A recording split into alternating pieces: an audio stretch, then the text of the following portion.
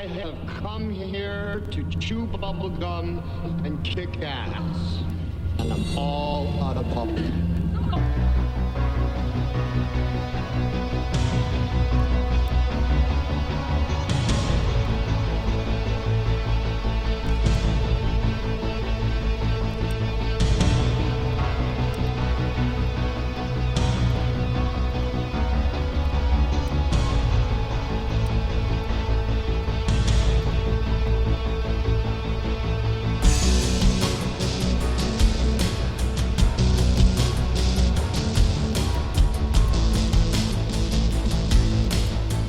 Well, I guess we're back.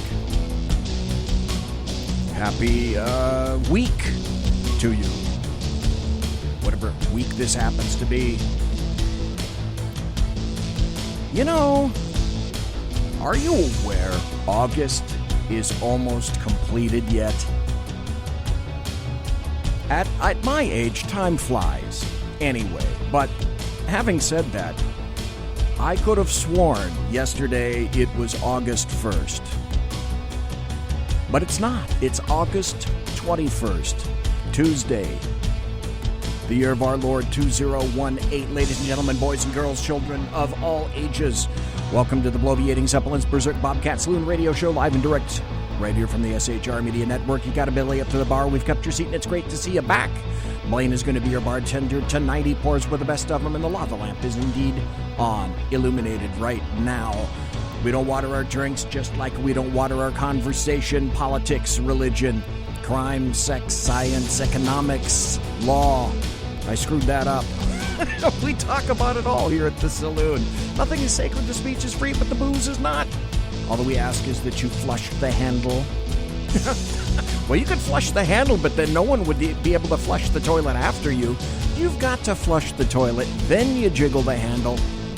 Don't forget to tip your waitress.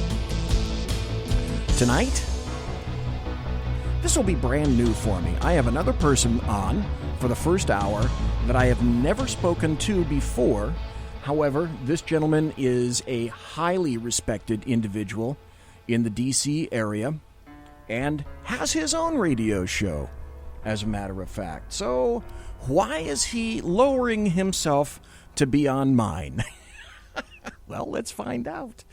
Anyway, here's what's going to happen tonight. For the first entire hour, we're going to be speaking to Lonnie Poindexter. And all I have to do is tap this button right here, and we'll see if we can get him. All the way from Washington, D.C.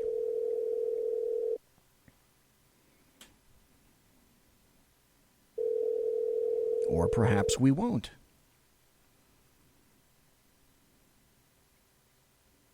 Hello? Lonnie, is that you, sir?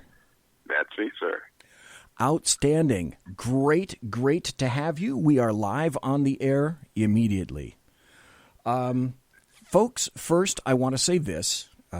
Tonight, I have the unique and very special privilege of speaking to Lonnie Poindexter, who is a Christian, a conservative, a Lion Chaser, and he's the host of his own radio show, Lion Chasers with Lonnie Poindexter, and that's on weekdays, 10 to 12 p.m. Central on urbanfamilytalk.com. And his show is quantified this way, and it's right on that website. It says, Lion Chasers with Lonnie Poindexter is an in-depth look at the effects of liberal ideology on the African-American community. Our aim is to replace long-held lies and deception with sound biblical principles that point our community back to a moral and free society. Rebuilding our foundation with biblical principles and unwavering truth is essential if we hope to produce a prosperous community and strong families. So, welcome ever so kindly, Lonnie Poindexter, to the Berserk Bobcat Saloon. And also, more importantly, thanks for staying up so darn late, because after all, right now, it's 11 o'clock your time. No problem, brother, at all. In fact, you're right in my sweet spot. I'm a night owl, so when you said 11 o'clock, it's after.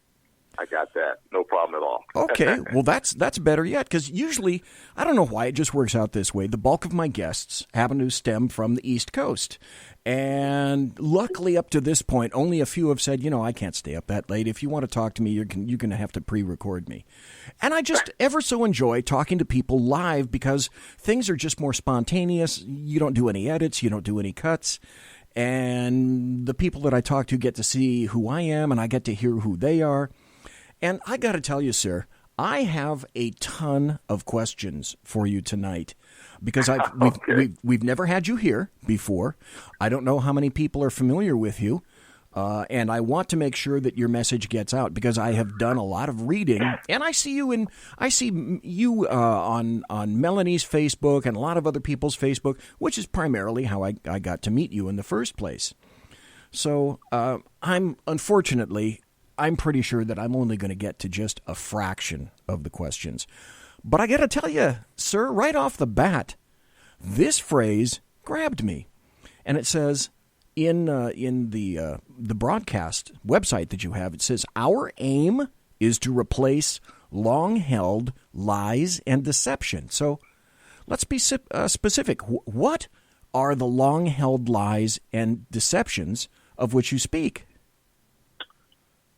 Great question. Oh boy, where do I start with this? I know it's so open, but I'm kind of trying to. It's such an open field, and I know how you feel, sir. I know how you feel. Yes. Well, the lies and deceptions are those things that are put forth by the liberal progressive community, or as we like to call them, the liberal regressive community. We call on the show and in our network, Urban Family Talk, because progressive sounds like a positive term, correct? Yeah. It's the opposite. Exactly. Why use a positive term to describe something that's heinous, in my humble opinion, from the pit of hell? The black community is being used as pawns in this evil agenda to drive this nation or turn this nation to something it was never intended to be. And, right off the bat, bingo. And so when you come to that conclusion, once you've done your homework and you understand what's going on, at least in my particular case, because I happen to be one of those individuals with a darker paint job, I get angry. And so the show's chief purpose is to expose the lies, to tell true history, and to just articulate the value proposition of what it means to be truly an American. And for those who happen to look like me, it's no different than someone that looks like you, that we both espouse the same values and understand the brilliance of the nation and more specifically the brilliance of the founding fathers of this nation. Because as I'm sure you know, brother, what you see in news and media today, they're looking to rewrite history, right? Well, they're looking to rewrite history, and they're looking to take down history. I've said for a long time, what is frightening me is that all you have to do is read Eric Arthur Blair, otherwise known as George Orwell. Read his book 1984, and I'm watching his book played out live in front of my face every day. And at first I thought, hey, no big deal, we'll all be fine. Until the new day arrives, and I find another new abrogation that I had no idea that these people were going, what direction they were going to take. And I have a phrase for them. I call them the LDAM, leftists, Democrats, and American media maggots. They're a triumvirate, a clotted triumvirate who, in my opinion, are doing nothing more than just trying to take down the entire country. They certainly are. And being here in the middle of the swamp, and I'm literally smack dab in the middle of the swamp. I'm just down the street from the Capitol, both the Capitol and the White House. You see it up close and personal as it rolls out each and every day with this agenda. And I see how common sense America, flyover America, people of faith, if we are not participating in public policy, they are going to continue with their agenda. It's like when good people, how's that thing go? And good people fail to stand up. Forgive me, I'm going to paraphrase this. people don't stand up and do what's right, it creates a vacuum, if you will. Yes. That sucks in all the uglies. And so they are having a party, or we're having a party here on Capitol Hill, the members of the establishment community, until that fateful day when the brash New Yorker was elected. And I got to tell you, brother, it shocked these chuckleheads here in Washington, D.C., because they had the deck so stacked for you-know-who to win, that the news media wasn't even preparing any statements in the unlikely event that Donald Trump was going to be successful, because they've so stacked the deck in favor of Clinton. So now what you have taking place here in D.C. is the establishment members of the ruling class here in D.C., and that's in both parties. And make no mistake, folks, and I'm sure your listeners know this. They are, how can I put this? They are throwing pots and pans and having hissy fits at this president, and they're doing whatever they can. And left to their own devices, they will undermine his presidency or have him out and out impeached through lies, half-truths, and innuendo. Well, like I said, let's start at the start. Looking through your material, your social media, things of that nature, I noticed that you feature yourself as a lion chaser. Now, I think I have a fairly good idea of what that means to me, but what does a lion chaser mean to you, sir? Okay. Simply, a lion chaser is those individuals of uncommon faith who are unafraid to stand up and speak truth, and especially in these dark and evil days. And the term is taken from a piece of scripture. It's in 1 Chronicles 11:22 in the Bible, where one of David's mighty men named Benaiah went down in a pit, chased a lion down in a pit on a snowy day, and went mano a mano and prevailed. So it's about uncommon men and women of faith who stand up and speak truth, because it takes a certain kind of individual to go one-on-one with a lion and win that battle. Let's, you're probably not watching on TV, but I literally, Lonnie, folks, we're talking to Lonnie Poindexter of Lion Chasers at Urban Family Talk. I have a host of questions, but let's kind of start at the start. Since this is the first time I've spoken to you on this show, where were you born and where did you go to school? Sure. I'm a West Coast boy. I'm originally from Southern California. Really? Yeah. Born and raised in the Los Angeles area. And my 6-year anniversary of being dropped literally in the swamp with August 18th of 2012, I moved to Washington, D.C. And had no intention of moving here. In fact, had a completely different plan for my life.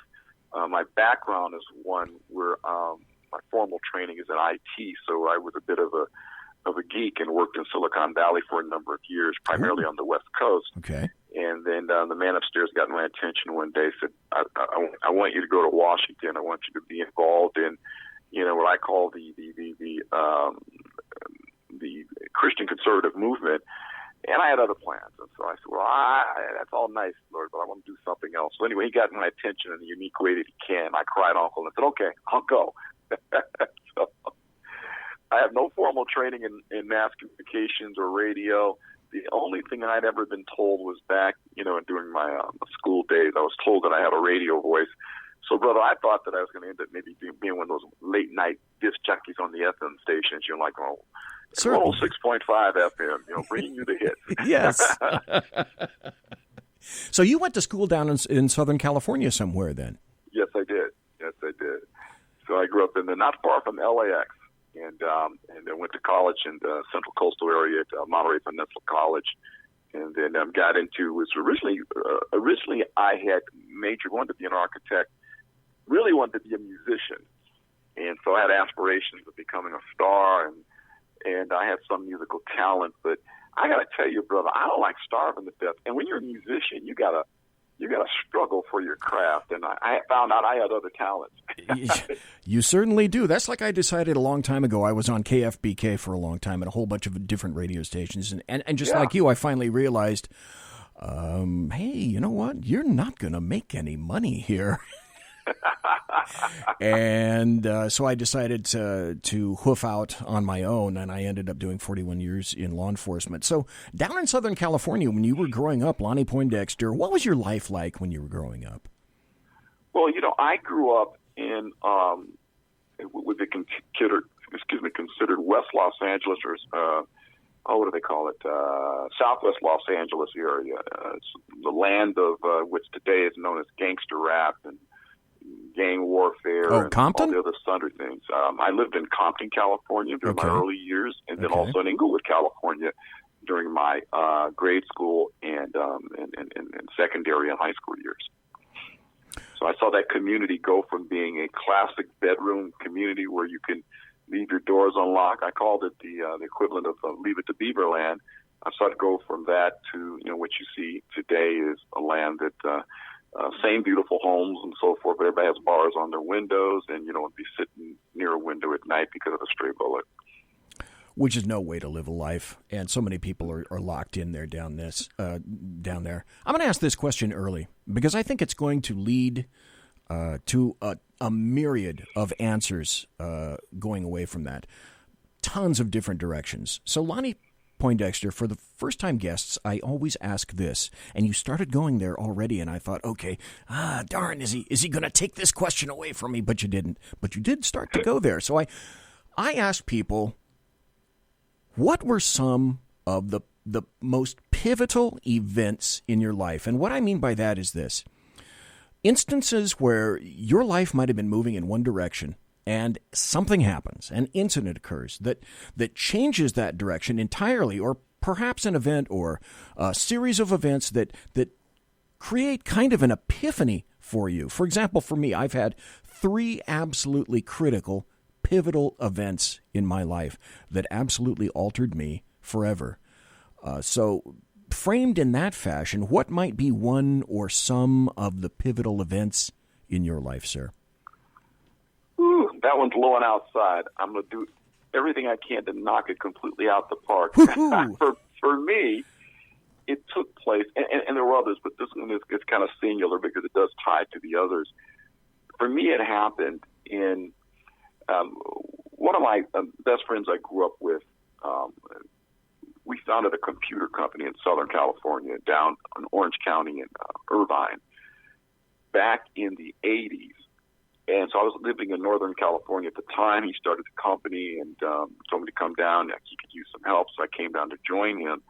And we took that company and we grew it from about 3 or 4 employees to about 20 employees, doing about $1 million a year in sales. God bless you. That's fabulous. And back in the 80s, that's a nice chunk of change back in the 80s, $1 million a year.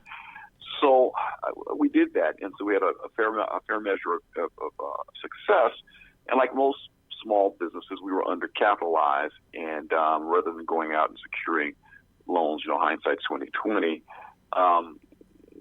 we fell behind on our payroll taxes. Now, in the state of California, you do that, and then you've got the Gestapo coming after you. Yeah. And shortly thereafter, we ran afoul with the state of California, and so we worked out an arrangement and said, our business is such that we secure projects, the cash flow is up, and when those projects are complete, the cash flow thins out until we secure the next project, sort of up and down, kind of cyclical thing. Right. And so they said, okay, so we made out arrangements to get caught up, and we're well on our way of getting caught up quickly because we did have the cash flow and that kind of thing. Well, one day, and I remember this like it was yesterday, payroll's on a Friday. So we issue out checks on Thursday evening. The guys go to the bank Friday morning before they come into the office, and we had a fleet of techs. And I look out in the parking lot, and I see most of our technicians pull up in their pickup trucks and what have you. Most of these guys were big proponents of the Second Amendment, these kinds of things, and they're not happy. So they walk into the offices and they demand to know what happened to their money. Where's our money? Well, what do you mean, where's our money? We went to cash our checks, and all the checks bounced. Oh, crap. So immediately we call the bank, and the bank was a business bank that's no longer around, was absorbed by somebody else. And the bank says, we're sorry, Mr. Poindexter. We wanted to tell you, but they told us, told us that they would put us in jail if we alerted you all to what they were doing. So what had happened is the state went in and absconded with our entire payroll for that week and left about $50 in the account that kept the account open, and money was gone. So now we're calling, obviously, the government in the state of California and saying, what the heck's going on, in particular the contract that we had there. We had arrangements. Why did you all go into our business account and clean our business account out? We got 19, 20 employees outside, and they're pissed. And their response to us was, we don't care. And so we made arrangements. We said, we don't care. We can choose arbitrarily what we'd like to do, and we decided this is what we're going to do. And we said, well, and so the president, who was my best friend, I was the vice president, we said, well, if we can't pay our employees, they won't go out and work. If they won't go out and work, we don't have billable hours that we can receive income in to pay the money that you say that we owe you. Yeah, you're killing us to make a point. Bruh. It's like being sent to debtor's prison. Yes. They told us they did not care. I will never forget this. We don't care. We'll take everything that you own and put you in jail. Brother, right then and there is when I had my epiphany. I discovered that, hey, Lonnie, guess what? The boogeyman is not some white guy sitting in some ivory tower somewhere, some corporate icon, or sitting wherever that's hating on black people. The boogeyman is some guy showing up in a...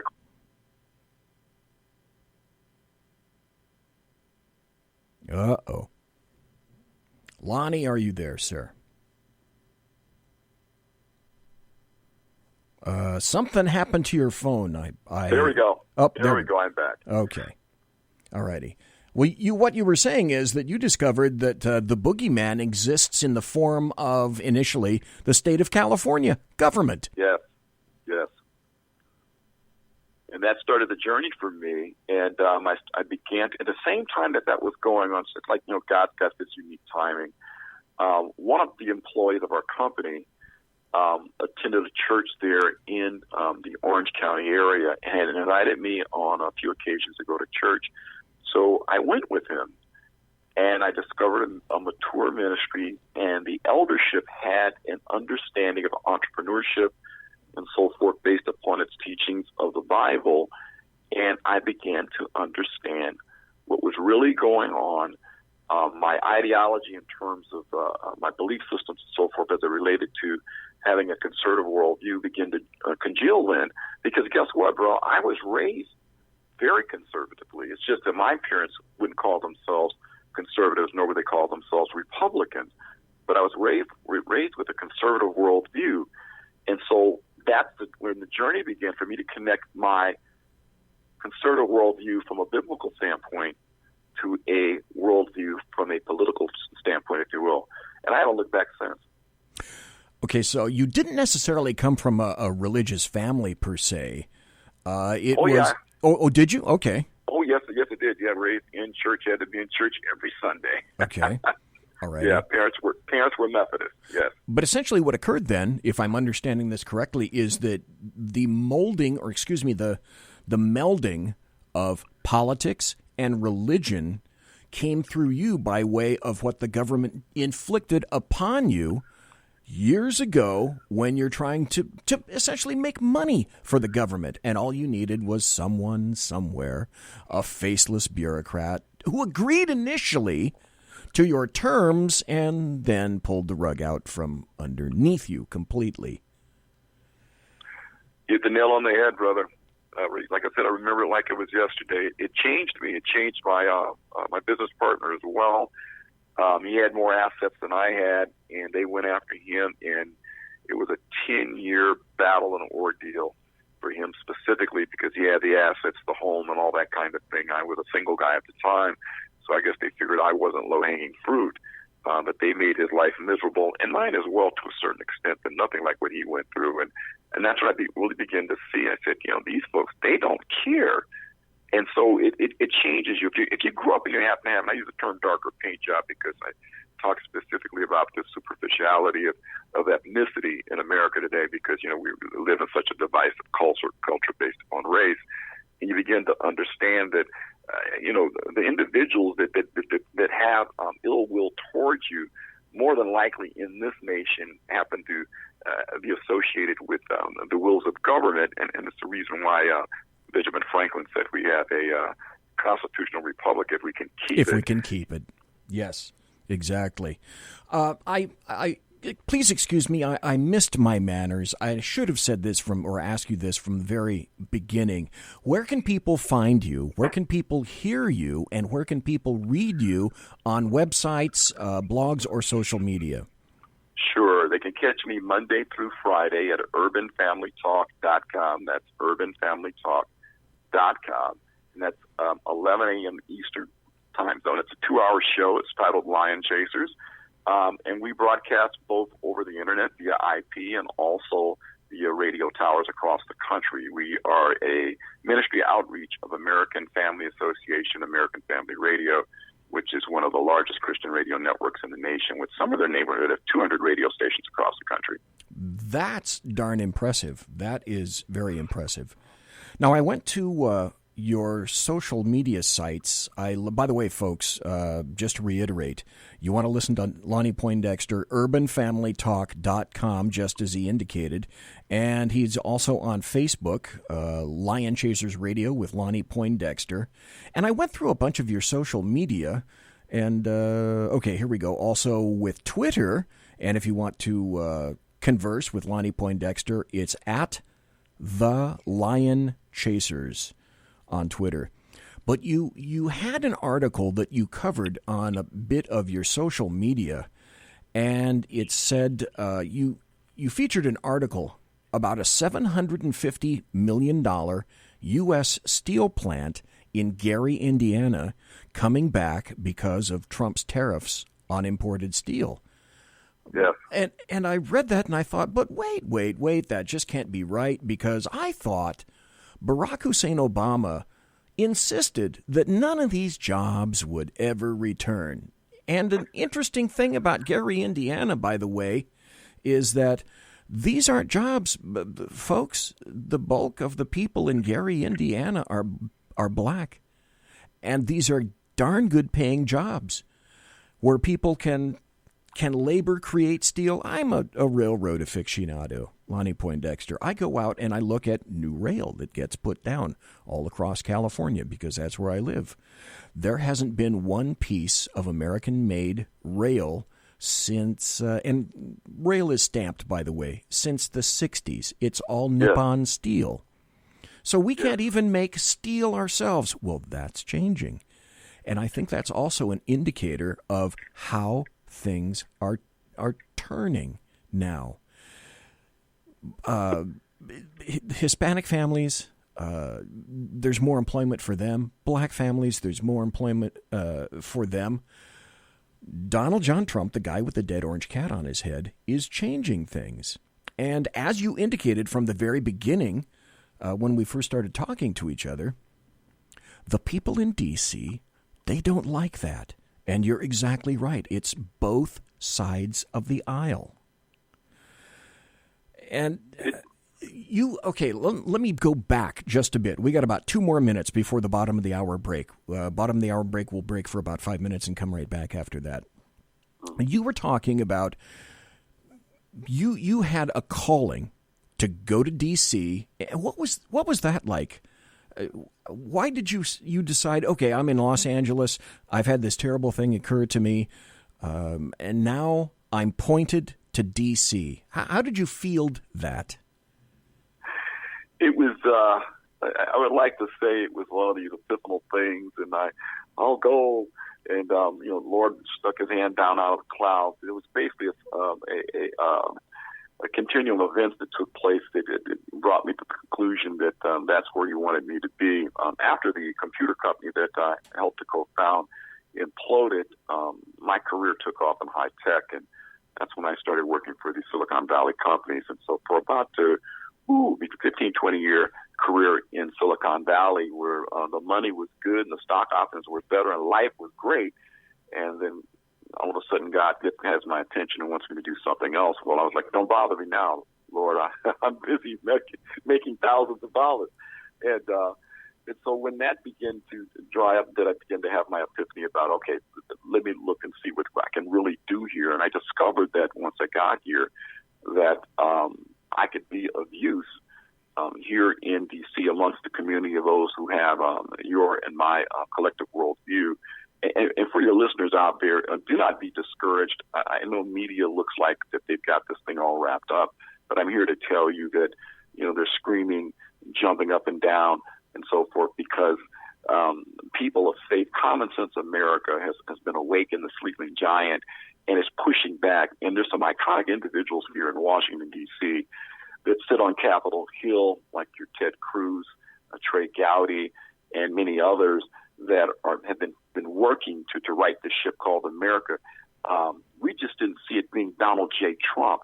But isn't it amazing, because he's not a part of the cabal, that's the establishment cabal, that he's making policy that largely aligns with our belief systems.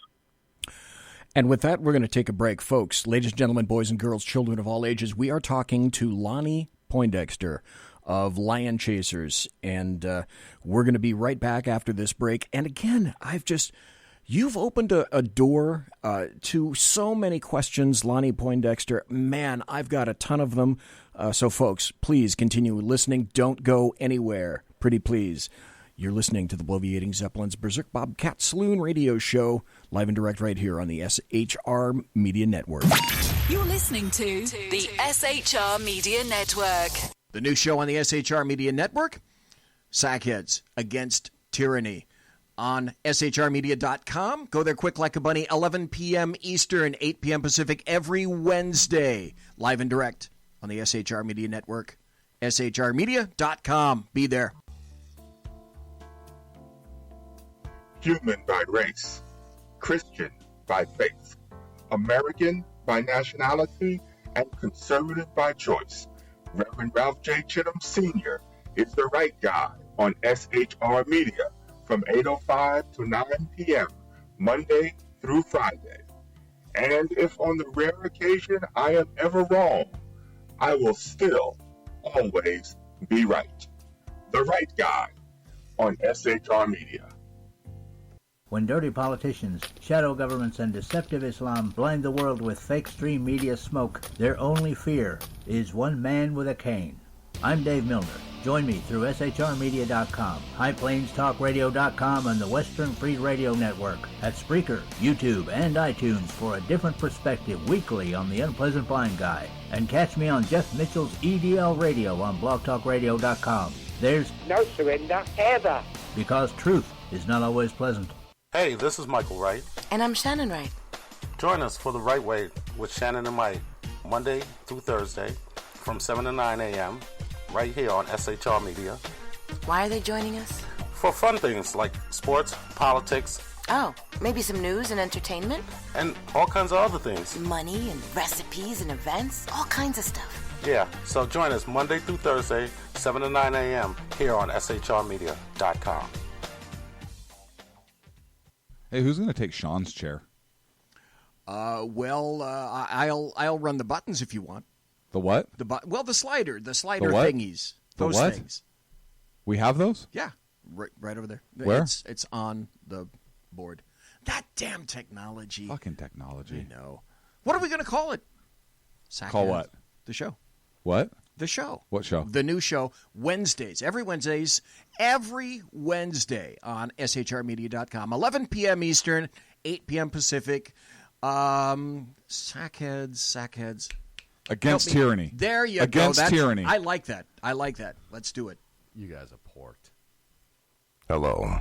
I'm Tim Hart. I'm the guy BZ hires, due to his shameless contract with the SHR Media Network, to voice his promos. He'd like me to tell you that the Bloviating Zeppelin's Berserk Bobcat Saloon radio show can be found on SHR Media Network, Spreaker, and YouTube every Tuesday and Thursday night at 11 p.m. Eastern and 8 p.m. Pacific, featuring right thinking from a left brain and doing the job the American media maggots won't. You'll find that the speech is free, but the drinks are not. There, in the saloon, just when safety pin manufacturers are running out of metal for the diapers of the leftists, BZ is sending his personal drones of freedom into the wheelhouses and ossicles of lovers of sovereignty and liberty nationally and globally. Broadcasting behind enemy lines in occupied California, BZ swears that no rights were harmed in the making of this promo.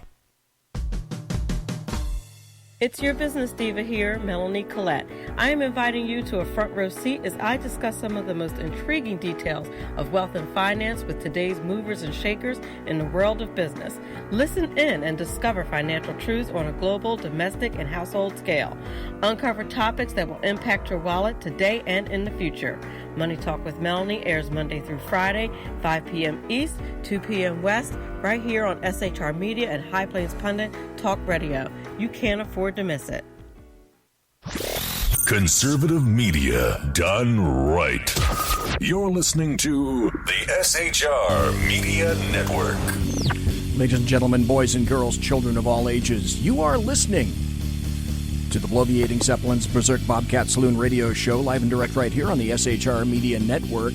Just as the person that I'm speaking to tonight, Lonnie Poindexter, is just a few miles from the capital of the entire nation. We are broadcasting roughly 2 miles from the locus of evil on the entire left coast. That's right.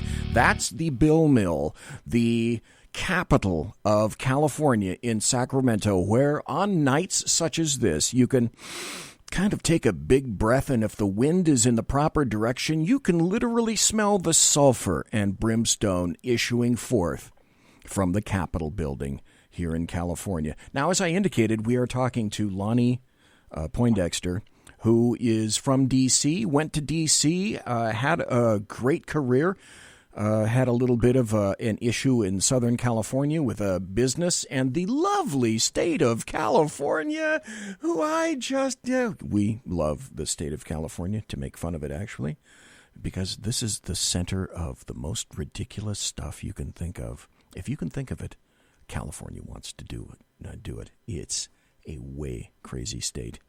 However, having said that, Lonnie Poindexter felt a calling, if you will, went to D.C. and figured that he can do a lot more good for urban black families in D.C. than he ever could in Silicon Valley, though he was making great buckage. We've had some people come out as incredibly stellar figures these days. I would submit that, Lonnie Poindexter, you're one of them, because you're fighting for basically conservatism. And as you indicate, it doesn't matter what comes, from the factory, from the paint shop, so to speak. What matters is that you're fighting for the right thing.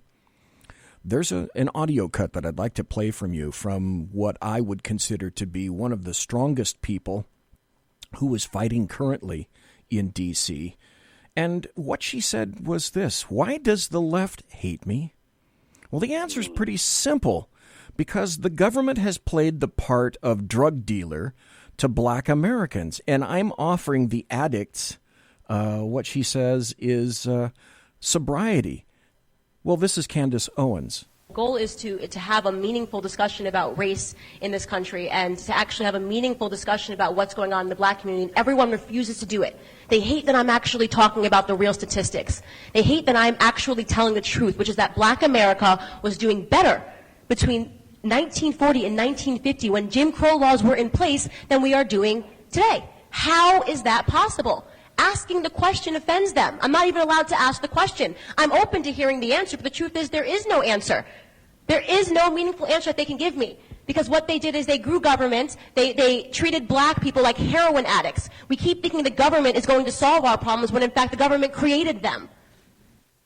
And you found that out, well, in a first-person kind of situation through that. To have the strength of a Candace Owens to be confronted in a restaurant, which is the cool thing to do right now by leftists, is to try to brace conservatives.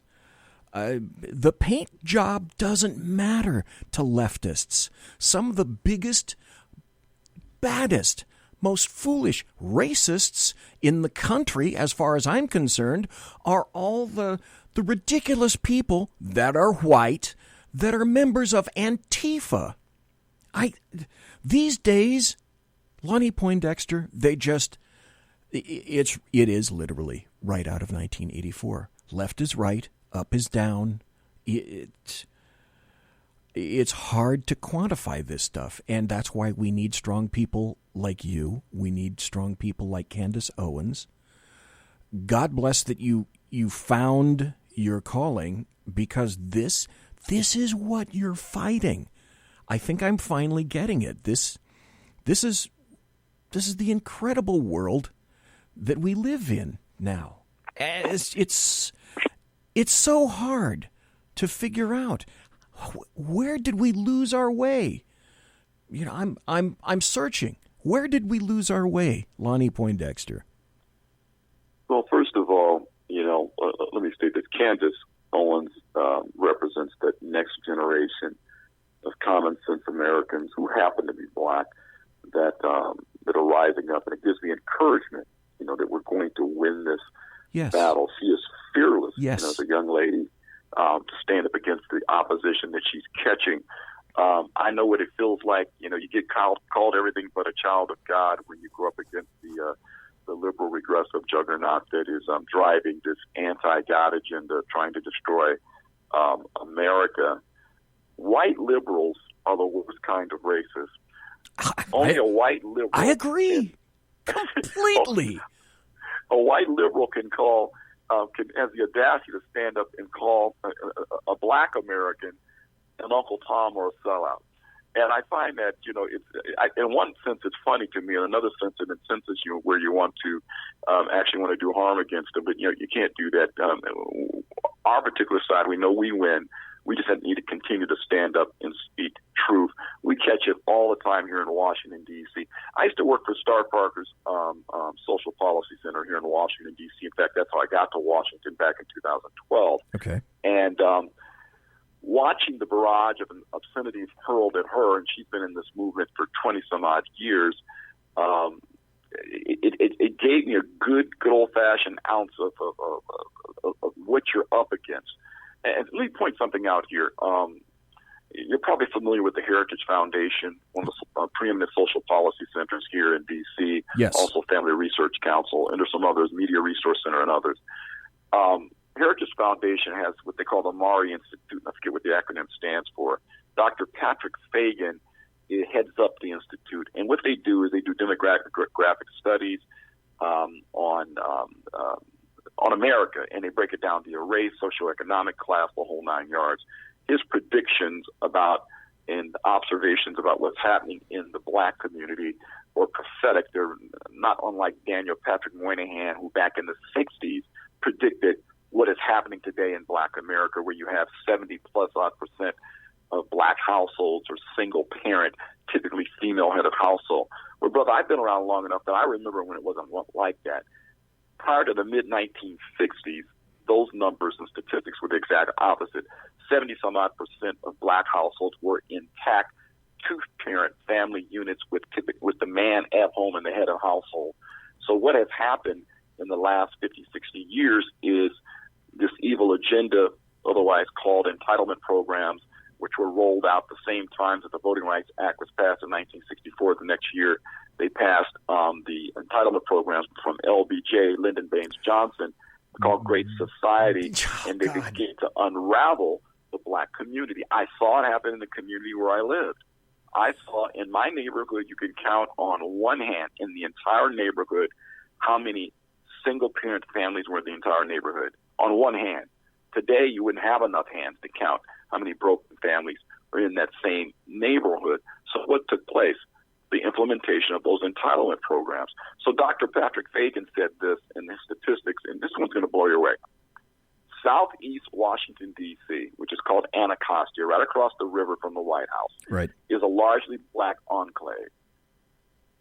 89.5, I think either 5 or 6%, 89% of black households in Anacostia, D.C., that's Southeast D.C., are single-parent typically female head of household.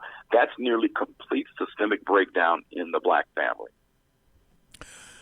That's huge. So here's what he said. Let me finish my thought here. Okay. I'll throw the mic back to you. Okay. He said this, and at all the statistics and folks want information, just go to heritagefoundation.org and just type in Dr. Fagan, and his information will come up. I asked him, because he's participated in many of the events we've had here, and he spoke, and I said, these statistics that you see, why do you care? And he says, well, I'm from Ireland, and he's white Irish Catholic, so he looks Irish. And he says, I saw the same events taking place in Ireland, so I made it my life study when I got here to the States and decided to stay after I did graduate studies. I said, okay, well, why do you care so much? He said, Lonnie, so goes the black community, so goes America. He said, Lonnie, slavery, Jim Crow, KKK, separate but equal, all those heinous things that were done to the black community did not break the black community. In fact, the black community survived, in many instances thrived, in spite of second-class citizenship.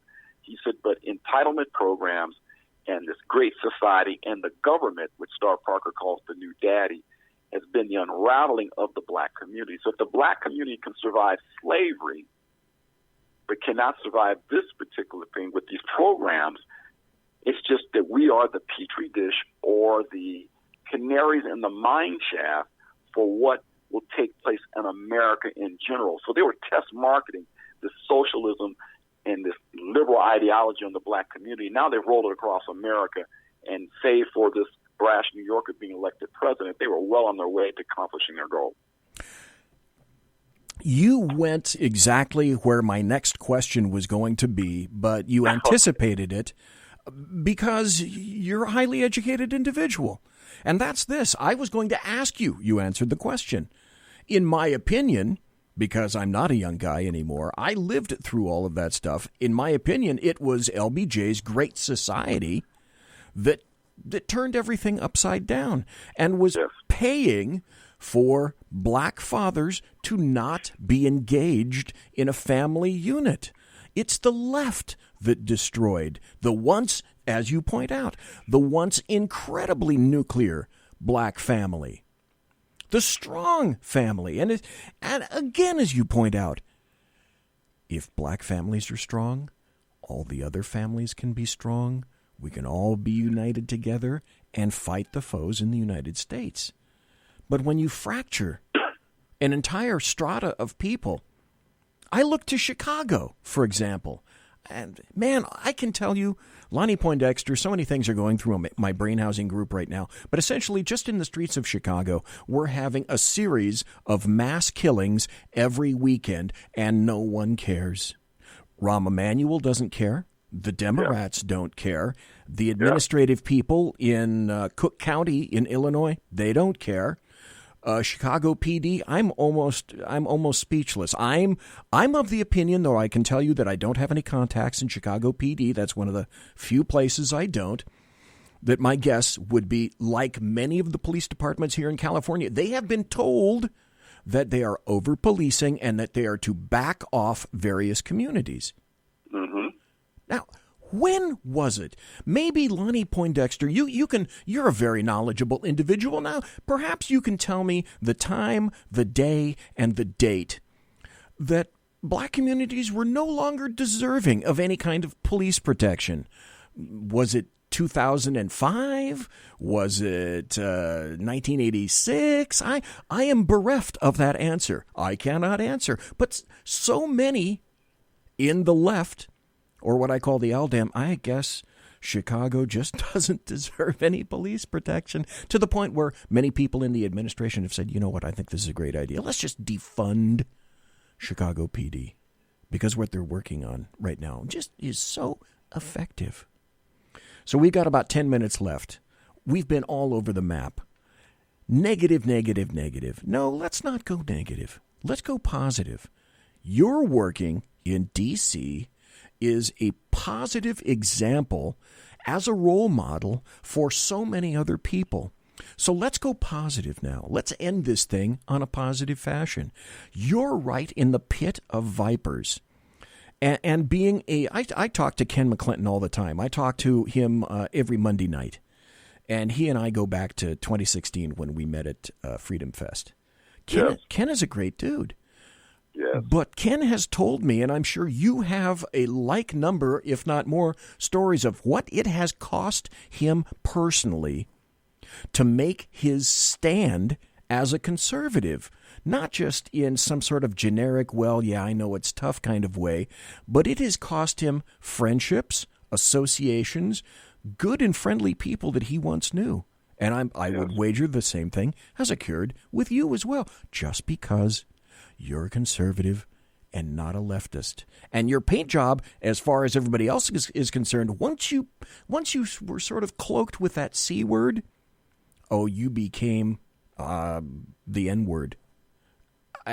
The trials and tribulations that you have seen for doing that, Ken, and all other people like you who are working in a positive fashion. So let's go positive. What are some of the positive things that you're seeing and some of the people that you're reaching through your radio show? Thank you so much for that. There's many, many things that are taking place, and as I tell our listeners, and you know this as well, that as you sit as a watchman on the wall and profess truth, and sometimes you feel like you're alone in the wilderness, but yes. There are others that are hearing it. There is a movement taking place across this great nation. It's based on having shared values and a biblical worldview. And as we beat the drum for righteousness and truth, Brother Ken certainly has paid a tremendous price, and me as well. He's been doing it longer than I have as well. But we're encouraged because I meet some of the most wonderful, wonderful people.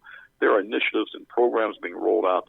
This president, the unlikely president that was elected, who'd have thought that he would have a heart of David, as it will, in terms of doing the right thing with the policies that are coming out, the tax plan that was done, and the opportunity zones that are looking to happen in inner city communities where they're going to attract businesses to come back to locales like Gary, Indiana, and reestablish businesses. And as I'm sure you know, any nation that can't make its own steel is not a nation that's going to be around any length of time. Exactly. Those things are taking place. And so I'm encouraged by that.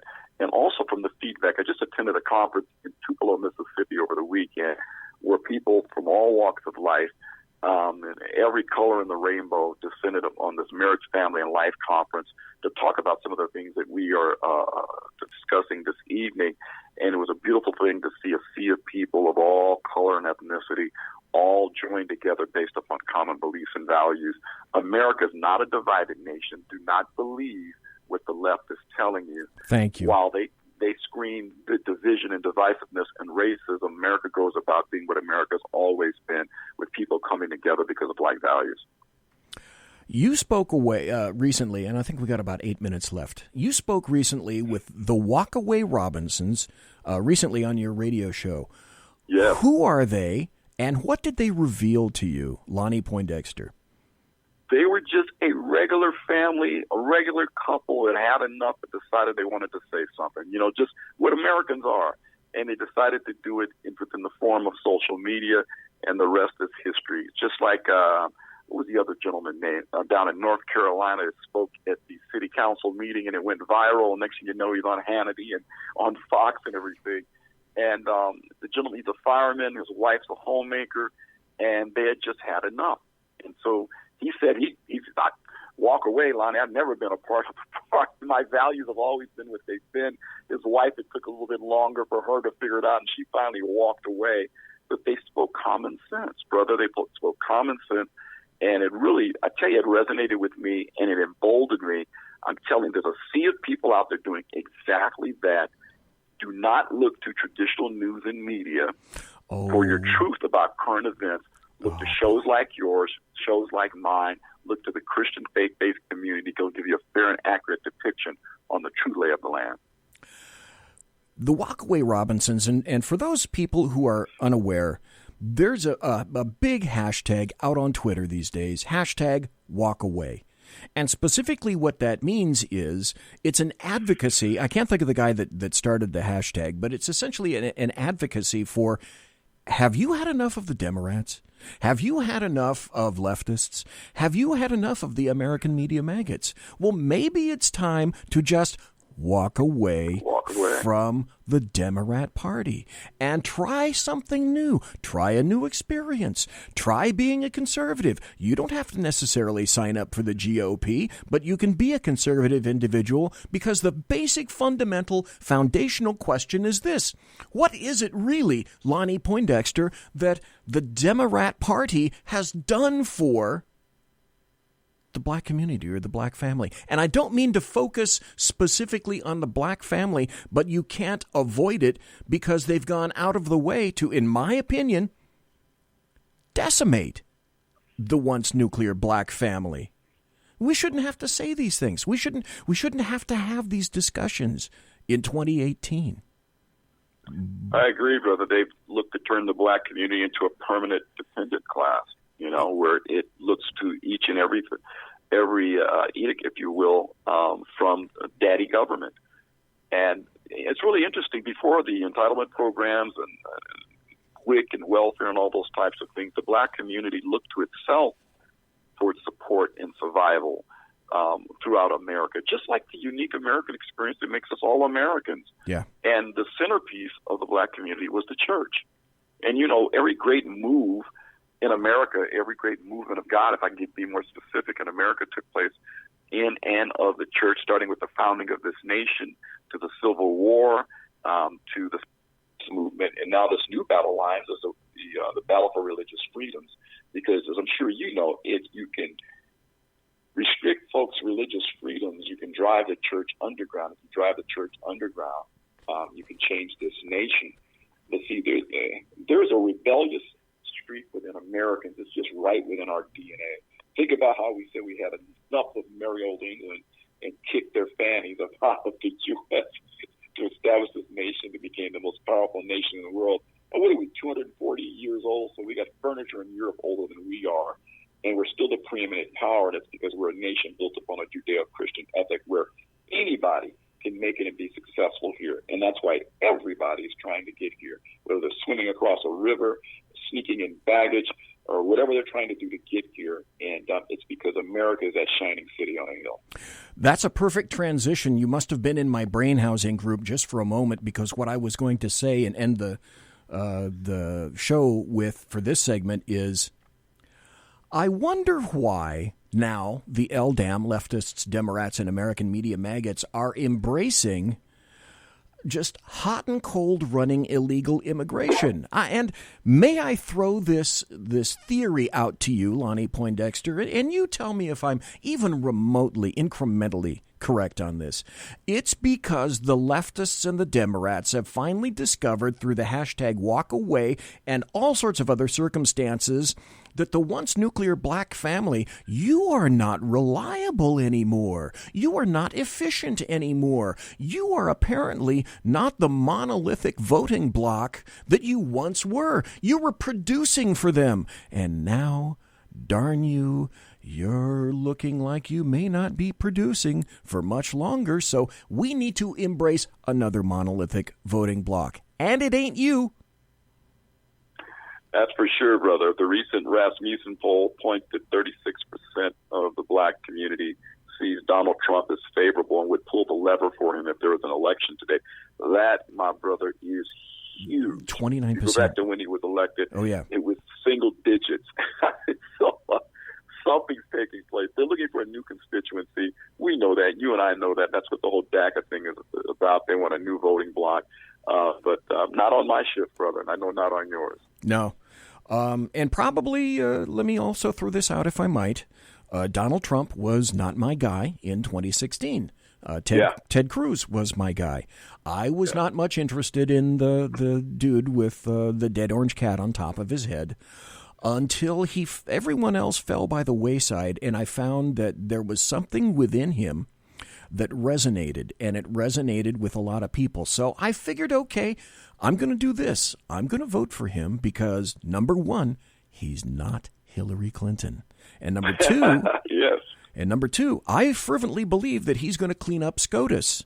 Any thoughts on your end from that, Lonnie Poindexter?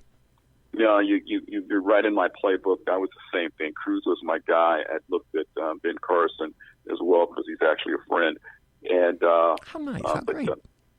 And so, ultimately, it was kind of like, here's the deal. I got phone calls from pastors who told me to reconsider and to consider Donald Trump. Pastors called me. Really? Yes. And one pastor out of Ohio who is a successful businessman in the automotive industry said, I know the type, Lonnie Poindexter. I said, those guys, he said, they're gruff. He said, they can be brash. He said, but they're honorable. Yep. He said, what they say they're going to do, they're going to do. And between my conversation with him and a couple of other clergy, I made the switch. And I got to tell you, I lost a third of my followers on social media when I did that.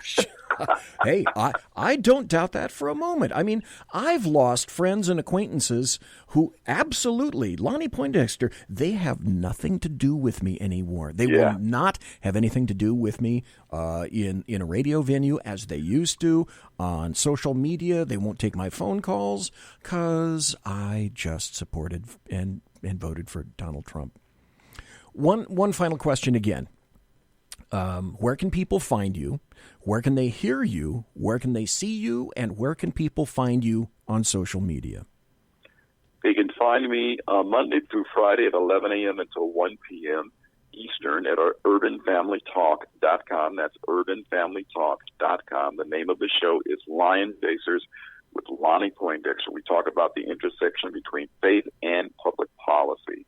You can also catch me in social media at Lonnie Poindexter.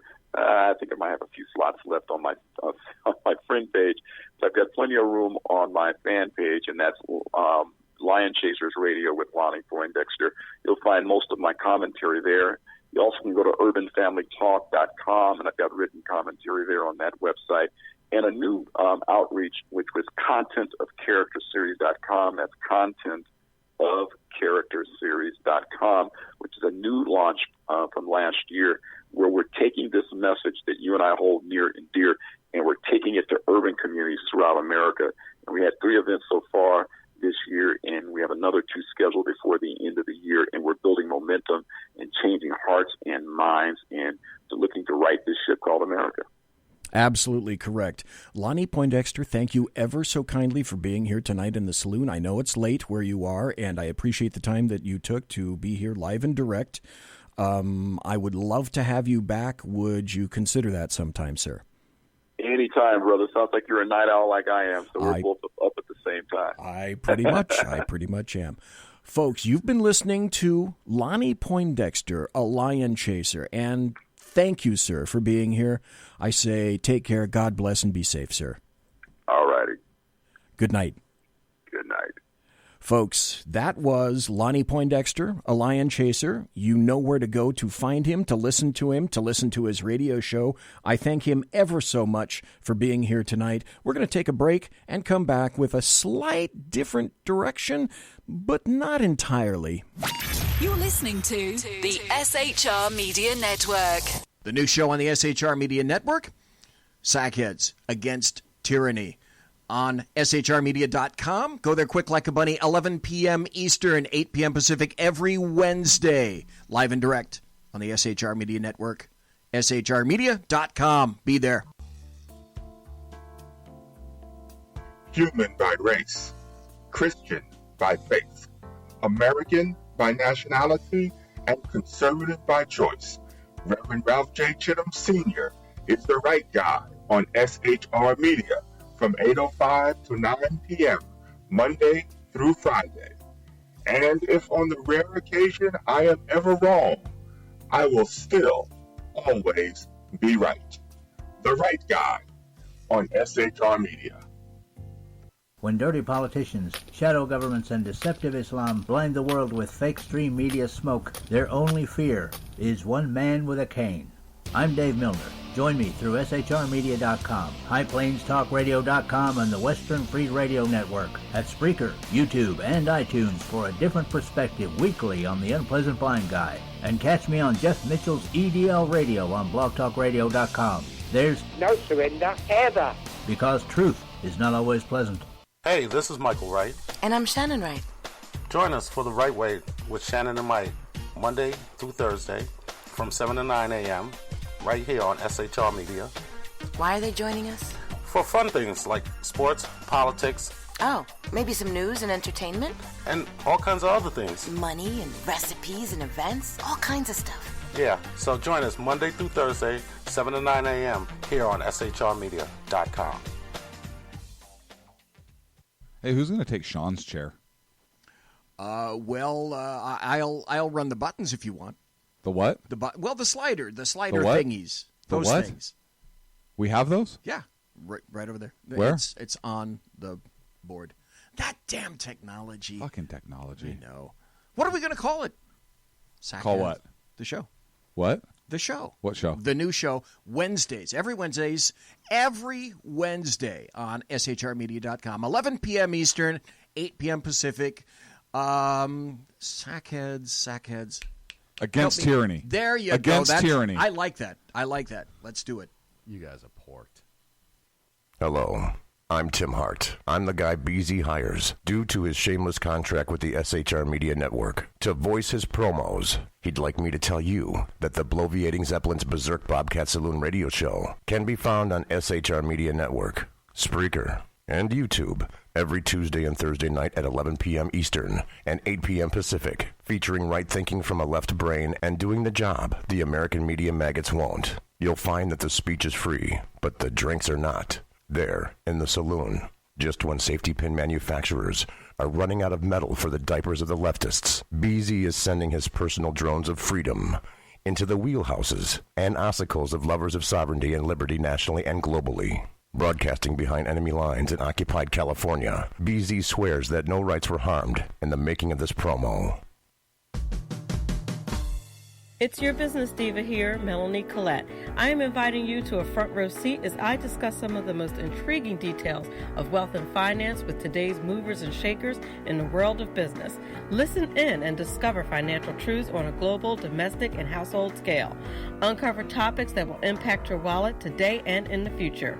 Money Talk with Melanie airs Monday through Friday, 5 p.m. East, 2 p.m. West, right here on SHR Media and High Plains Pundit Talk Radio. You can't afford to miss it. Conservative media done right. You're listening to the SHR Media Network. Ladies and gentlemen, boys and girls, children of all ages, we had the pleasure and the distinct honor of speaking to Lonnie Poindexter, a man who found his calling, a black conservative. He's paid a heavy price for that, and he's going to continue to do it cheerfully, I would wager, just like my other good friend, Ken McClinton.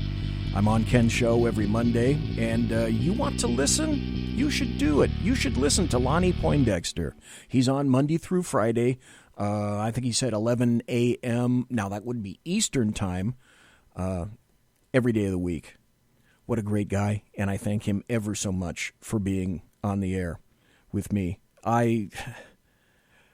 Just when you think, I can get caught up in this as well, just when you think that everything is terrible, everything is mean and nasty, there's no way back, we've lost our direction, we are rudderless.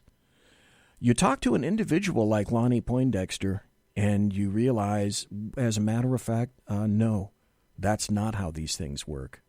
That we are not rudderless. This is a temporary situation that we can right. I believe we can right it. I'm not making any prediction whatsoever in terms of time or means or manner, but I think we can right the ship. I think we can stop flooding. We can stop the flooding in the compartments. I think we have to activate more pumps. And certainly we're not on an even keel right now. I don't think we're in necessarily immediate danger of capsizing, although depending upon the day, I guess you might think that. But that's exactly why we need to talk to people like Lonnie Poindexter and realize what it is that he's doing for. And you could say, yeah, okay, his community, his paint job, etc. But no, it's further than that, because he has the greater overarching umbrella that he's looking at. He's looking at the fact that, and this is no mistake, someday I'll tell you my view on religion. Today's not the day. But I have a distinct view on religion. But essentially what he's saying is that You know what? All these rights and liberties and freedoms that we enjoy, they're provided by God and not by the government. Lonnie Poindexter discovered that immediately when it slammed right into the side of his face. That great state of California government. Wow. So, I guess in conclusion, God bless Lonnie Poindexter, and thank God for people like him. However, that being said, it's time for happy stories and good times. Well, you might want to start with this. When I heard this, I thought, if this isn't the largest piece of schadenfreude that I've read in quite some time, I enjoyed it, so I thought you'll enjoy it. And that's this. This is from the Daily Caller. It says, CNN falls to the History Channel in primetime ratings. CNN suffered another humiliating defeat in the cable ratings during the week of August 6th. Through August 12th, according to Nielsen Media Research. Cable news competitors Fox News and MSNBC wiped the floor with CNN, and Fox News Channel finishing first in average primetime viewers and more than doubling CNN's primetime ratings. But CNN is so important, right? CNN is our life's blood. Fox News reached 2.18 million primetime viewers, while MSNBC finished second with 1.75 million, and CNN finished seventh with just 992,000 average viewers for the week. This is not in the article, but I'm going to tell you this anyway. There's a new channel on Dish, and I don't know if it's coming to DirecTV or any of the other cable channels, but even this brand new channel, which is 24-hour, and it's pretty cool. You can only take maybe about 5 or 10 minutes of it. But the Tibetan bell-ringing channel, even, that kicked the slats out of CNN. Here's the second happy story. This is from The Verge. Ooh, Netflix looks like maybe it's in trouble a little bit. Netflix cancels its talk shows starring Michelle Wolf and Joel McHale. No. The streaming company is struggling to establish a hit talk show. Netflix has canceled The Break with Michelle Wolf and The Joel McHale Show with Joel McHale. Neither of the talk shows will make it to a second season. Their brief runs, brief run. I think her show ran for maybe 35 seconds, if I'm not mistaken. Their brief runs are the latest example of Netflix's struggle to deliver a show in the format that can draw eyes and maintain regular viewership. This is just a carbon copy of Air America, if anybody is familiar with that. Lovely, lovely network. Anyway, the company ended Chelsea Handler's weekly talk show, its first real foray into the genre, last October after 2 seasons. So you gotta be asking yourself a question. Kind of like Jack Nicholson, I guess. You gotta ask yourself a question. What is it about leftist thought and philosophy that really doesn't engage with the bulk of America? And what was it really about Michelle Wolf that anybody, and I mean anybody, happened to find funny? Because I got to tell you, I didn't find her funny. I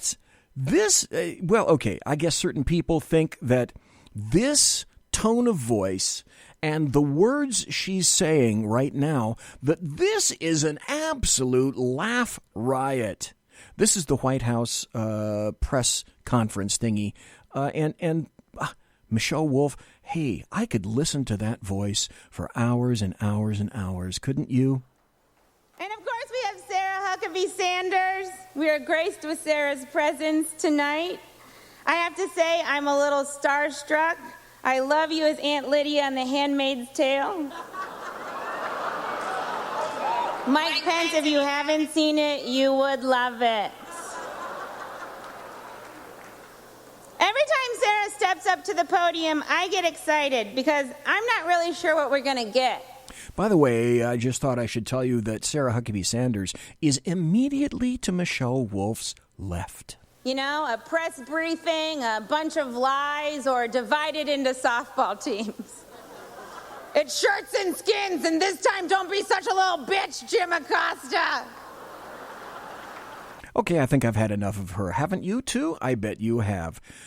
Speaking of audio cuts, and unfortunately, God, there were so many questions that I had for Lonnie Poindexter, and so many areas I wanted to go, so many places I wanted to take the show. I couldn't do it then, but now I can. Here's somebody that you need to hear, because this passes for a great joke. We just had Michelle Wolf tell just a series of real knee slappers, and here's Democrat Representative Alcee Hastings. Here's what he considers to be a fine joke, carefully honed for his audience. I'll tell you one joke that I learned from Ari Silver, whose father is a former state legislator and is a Rabbi Barry Silver. But Ari asked the audience the other night in Palm Beach County, he said, do you know the difference between a crisis and a catastrophe? And no one held their hand, so Ari answered for us. He says, a crisis is if Donald Trump falls into the Potomac River and can't swim. And he says, and a catastrophe is anybody saves his ass. Now that is just some funny shite, isn't it? Hell yeah, it is. That's some great stuff. And the leftists kept it coming. And, you know, all kinds of paint jobs too, right? We're not going to make America great again. It was never that great. We have not reached greatness. Right. We will reach greatness when every American is fully engaged. Engaged. What the hell does that mean? And the answer is, there is no real answer. Now, remember, we were told, everyone insisted, and still they all damn do this to the very same, every day, every week, every month, they say, you can't have ID for voting because it disenfranchises all the poor black people that can't take care of their own stuff. They don't know how to work. I'm Ami Horowitz, and I'm here in Berkeley, California, to find out if voter ID laws suppress the black vote.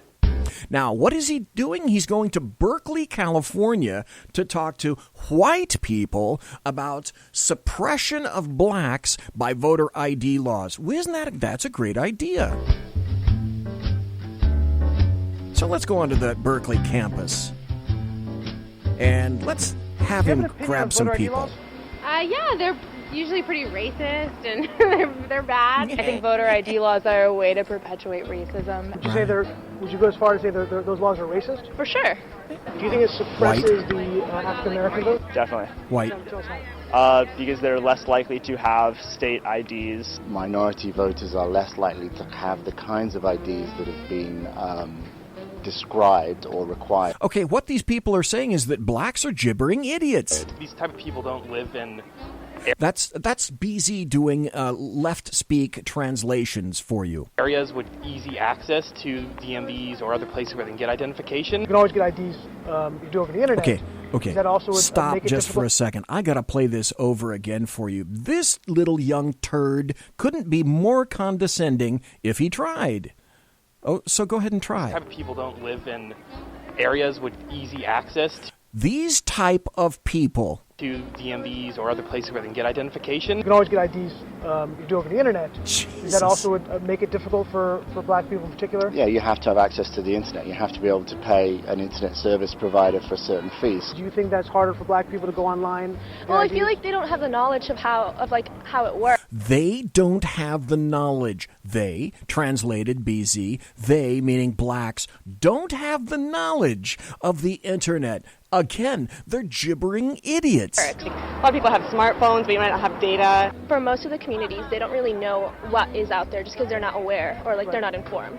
They're not aware, they're not informed. They don't have phones. Come on, they're living in caves. They're huddled around cooking fires. I think there's a repression of black voting with how if you're a convicted felon, you're not allowed to vote and everything. And when you look at swing states like Florida, that's a huge population of the African Americans. Mm-hmm. Now I'm here in East Harlem to ask black people their thoughts on what you just heard. Now, what do you think this is going to reveal? Do you have ID normally? You carry ID around? Yes, I have state ID. Do Do you carry ID? Yes, I do. That's a black woman. Do you know any black person who doesn't carry ID? No. That's Everyone that I know has an ID. Why would they think we don't have ID? That's a lie. That's a black woman. Say that? Do you have ID? Yes. Because I have my ID and my friends have their ID, so like we know what we need to carry around. Everybody that I know have ID. Like, that's one of the things you need to walk around with New York with, ID. Do you know any black adult who does not have ID? No, I don't. Is it a weird thing to even say that? Yes, it is. What is this, some type of trick candy cameras? I know, right? That's the only thing I brought with me. Those are legit IDs. I heard a lot also that black people can't figure out how to get to the DMV. Really? What does that say to you? I know it's that. It's on 25th Street. Do you know where the DMV is around you? It's on 125th Street and 3rd Avenue, I believe. You know how to get there? Yeah. Would you have a problem getting there if you had to get there? No. I know these sound like silly questions. You know how to... You should see the look on these faces of people. Why are you asking me these stupid damn questions? Get DMV? Of course. You know where it is? Yes. You can get there? Uh-huh. No problem. No problem. Just checking. Okay. And I also heard a lot that black people, especially poor black people, have no access to the internet, can't figure out how to use the internet. That's just stupidity, honestly. Everybody has access to the internet. Even a little kid could figure out how to work the internet. I had access to the internet for years. You know how to use it properly, right? Exactly. I do it at work. So, of course, I know how to use it. My kids know how to use it. They all have iPads, iPods, whatever. Your phone has data? Mm-hmm. You can access Unlimited. Unlimited data? Mm-hmm. I use my phone as a hotspot. What does that say to you for the people who have this perception of black people? They're pretty much ignorant. That's why my thought process on it. I just think that's ignorant. Ignorant. Ignorant. That's the word I hear very a lot. ignorant. Ignorant. Very, very ignorant. Does it sound racist for somebody to say that? I think it is a little racist because, you're putting people in... Wait. She's calling white leftists, young white leftists, Caucasoids in Berkeley racists. Guess what? She happens to be right. Category, and you have no idea what you're talking about. Maybe a little bit of racist in it, but like I said, I think it's more stupidity and ignorance. You're judging somebody, you're judging them because they're black, saying that they don't got it. What people are they talking to? Who are these people talking to? Do you have a problem that if you go to vote and they say, can we please see your ID to make sure you are who you say you are? Are you Love showing my ID. You have no problem with that? Nope. Would you have a problem if when you go to vote, if they say, can we please just see your ID to make sure you are who you say you are? Do you have an issue with that? No. Would you have a problem if there was a rule where you have to show your ID in order to vote? I don't think so. No. Would you have an issue if there was a rule saying you got to show your ID before you vote? Nah. Are you cool with that? Yeah. Okay, so now I posit once more, who are the racists? Where are they? Oh, that's right. They're the people on the left. And they're white people like, Antifa, who are exactly what they're the opposite of what they say. They're anti-fascists? No, they're some of the most fascists, some of the most concrete fascists around. We're going to talk about social media for a while, and we're going to wrap up towards the end with a little bit of information, especially today, about some stories regarding illegal immigration. As you suspect, Facebook, Twitter, all the left-wing leaning social media sites are throttling the thoughts and phrases and opinions of people on the right. It's gone way far than you think, to the point now where it's actually interfering with people and their ability to get a message out for politicians. Here's a story from Breitbart. Midterm meddling. Twitter follows Facebook, blacklists a GOP candidate's family story. And this is going to harken back to Lily Tang Williams, who came from communist China, fled to America because she wants and wanted freedom. She's a libertarian now. She ran for Senate in Colorado. And she said, sadly, the same things that I left communist China for, I'm starting to see rise here. Well, let's see. Who was this GOP candidate that all the social media decided that they had to suppress? Oh, that's right. It's Elizabeth Heng for Congress. Oh, darn it. She's an Asian, but that's okay. That's okay. Twitter has followed in Facebook's footsteps by blocking a campaign video ad for Republican congressional candidate Elizabeth Heng.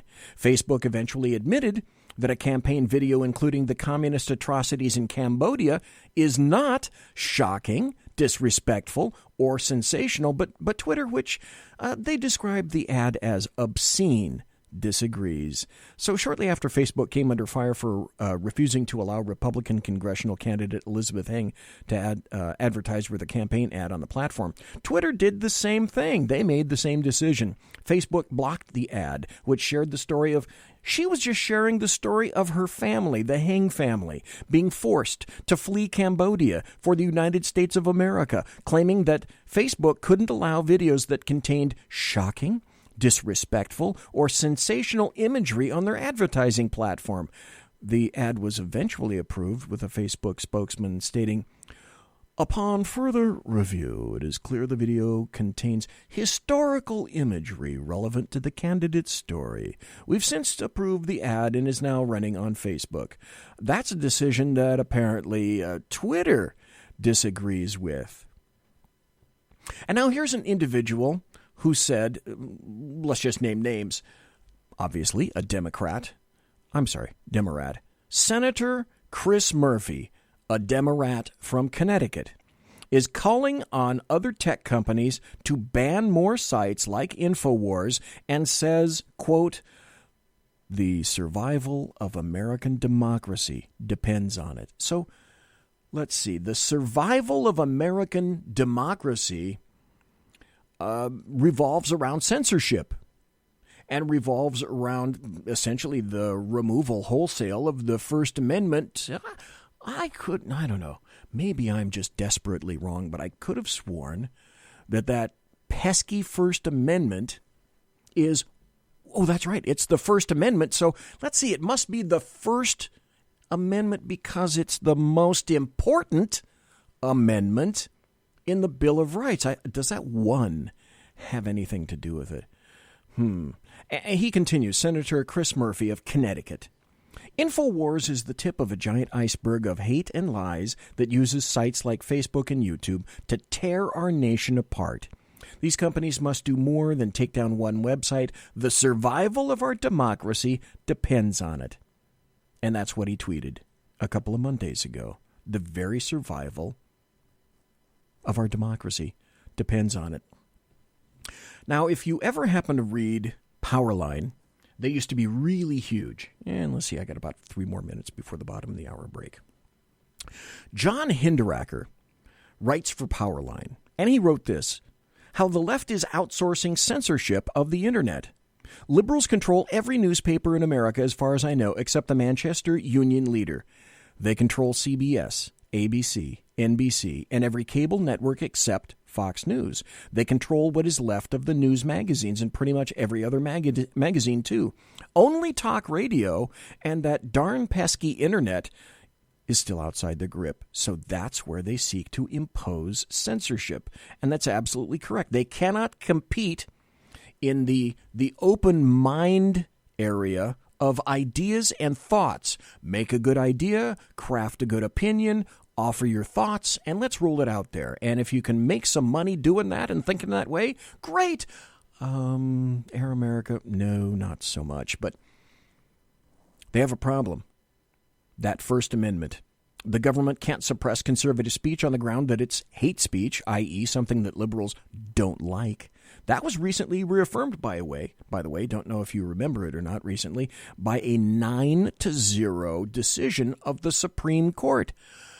Oh, no, that darn Supreme Court, which needs to be eliminated, just voted 9-0 to support the First Amendment. So liberals have outsourced censorship of the internet to the tech titans of Silicon Valley. Unfortunately, most political conversations these days occur not on the free internet, where independent sites like Powerline reside, but rather on social media like Facebook, Twitter, YouTube, and so on. Other players include Google, in its search capacity, Apple, Pinterest, Spotify, etc. Happily, if you're a leftist, then all of these tech companies are run by liberals, and because they are private companies, they are not constrained by the First Amendment. They can constrict or restrict or ban conservative communications on the grounds that they are hate speech, or on no grounds whatsoever, with impunity. How many people out there, by the way, have been either shadow banned, like me, on Twitter, or told, the SHR network has been told by YouTube and other providers that, by the way, you're on a bit of a timeout. Our timeout was for 60 days. Didn't really go into specifics, and they can just arbitrarily just not talk to you. Here's another example. Got about 30 seconds before the break. This just occurred, and Matt Betley, who is an author, I've spoken to him twice on the show now. I love his stuff. He's written Overwatch and Oath of Honor, a great dude, a recovering alcoholic, served in the U.S. Marines, a squared-away unit. Now, he doesn't have more than about maybe 2,000 followers. So for him, he's noticed that he's losing about 30 to 40 followers a day. And the funny thing is, what's the difference? Oh, that's right. He has... damn him. He has an opinion. You're listening to the SHR Media Network. The new show on the SHR Media Network, Sackheads Against Tyranny, on shrmedia.com. Go there quick like a bunny. 11. Oh, by the way, I forgot to tell you about Matthew Betley. He's an author. He's a Marine. He tends to be a little conservative, too. p.m. Eastern, 8 p.m. Pacific, every Wednesday. Live and direct on the SHR Media Network. shrmedia.com. Be there. Human by race, Christian by faith, American by nationality, and conservative by choice. Reverend Ralph J. Chittum Sr. is the right guy on SHR Media from 8:05 to 9 p.m. Monday through Friday. And if on the rare occasion I am ever wrong, I will still always be right. The right guy on SHR Media. When dirty politicians, shadow governments, and deceptive Islam blind the world with fake stream media smoke, their only fear is one man with a cane. I'm Dave Milner. Join me through shrmedia.com, highplainstalkradio.com, and the Western Free Radio Network at Spreaker, YouTube, and iTunes for a different perspective weekly on the Unpleasant Blind Guy. And catch me on Jeff Mitchell's EDL Radio on blogtalkradio.com. There's no surrender ever, because truth is not always pleasant. Hey, this is Michael Wright. And I'm Shannon Wright. Join us for The Right Way with Shannon and Mike, Monday through Thursday from 7 to 9 a.m. right here on SHR Media. Why are they joining us? For fun things like sports, politics. Oh, maybe some news and entertainment? And all kinds of other things. Money and recipes and events, all kinds of stuff. Yeah, so join us Monday through Thursday, 7 to 9 a.m. here on shrmedia.com. Hey, who's going to take Sean's chair? I'll run the buttons if you want. The what? The slider what? thingies. The Those what? things. We have those? Yeah, right over there. Where? It's on the board. That damn technology. Fucking technology. I know. What are we going to call it? Call what? The show. What? The show. What show? The new show, Wednesdays. Every Wednesday on shrmedia.com. 11 p.m. Eastern, 8 p.m. Pacific. Sackheads. Against tyranny. There you go. Against tyranny. I like that. Let's do it. You guys are porked. Hello. I'm Tim Hart. I'm the guy BZ hires due to his shameless contract with the SHR Media Network to voice his promos. He'd like me to tell you that the bloviating Zeppelin's Berserk Bobcat Saloon radio show can be found on SHR Media Network, Spreaker, and YouTube every Tuesday and Thursday night at 11 p.m. Eastern and 8 p.m. Pacific, featuring right thinking from a left brain and doing the job the American media maggots won't. You'll find that the speech is free, but the drinks are not. There, in the saloon, just when safety pin manufacturers are running out of metal for the diapers of the leftists, BZ is sending his personal drones of freedom into the wheelhouses and ossicles of lovers of sovereignty and liberty nationally and globally. Broadcasting behind enemy lines in occupied California, BZ swears that no rights were harmed in the making of this promo. It's your business diva here, Melanie Collette. I am inviting you to a front row seat as I discuss some of the most intriguing details of wealth and finance with today's movers and shakers in the world of business.